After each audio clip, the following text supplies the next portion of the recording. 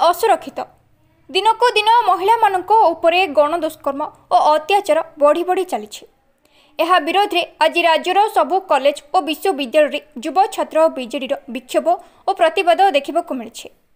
गंजाम जिला कविसूर्यनगर ठारे थिबा कविसूर्य बलदेव रथ विज्ञान महाविद्यालय ठारे युव छात्र बीजेडी पक्षरु विक्षोभ प्रदर्शन कर राज्य में प्रतिदिन 15 जन युवती दुष्कर्मर शिकार होती। युवती मानक उपरे असदाचरण दुष्कर्म और हत्या घटना अहेतुक भावे वृद्धि पाउथिबा अभियोग करिछि बीजेडी। छात्र नेता जगदीश नायक समेत बहु छात्र छात्री विक्षोभ प्रदर्शन करथिले।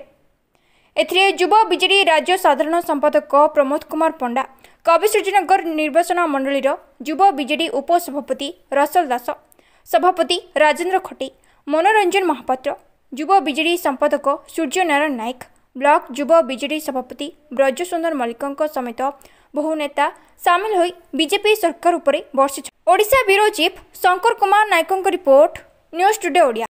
गोपालपुर 3 किलोमीटर दूर में आउ गोटे धर्षण होईछि। काली गोटे बीजेपी जे आरएसएस रो नेता कहूछि से गोटे धर्षण काली धर्षण होईछि। देखंतु ए सरकार बीजेपी सरकार होउछि दुष्कर्म धर्षण सरकार। ए सरकार रे नारी असुरक्षित अछंती। सेति पई आमे आज सबु छात्र छात्री माँ भौणी मानंकु सुरक्षित करिया पई रैली करा जायछि। सरकार को चेतावनी दिया जाउछि जे जदि नारी की सुरक्षा न दे पारिबा सरकार ताहले आमे राजरास्ता को ओलेबु एवं पूरा अकचक बंद करी सरकार को बाध्य करिबु जे नारी को सुरक्षा देबा पई।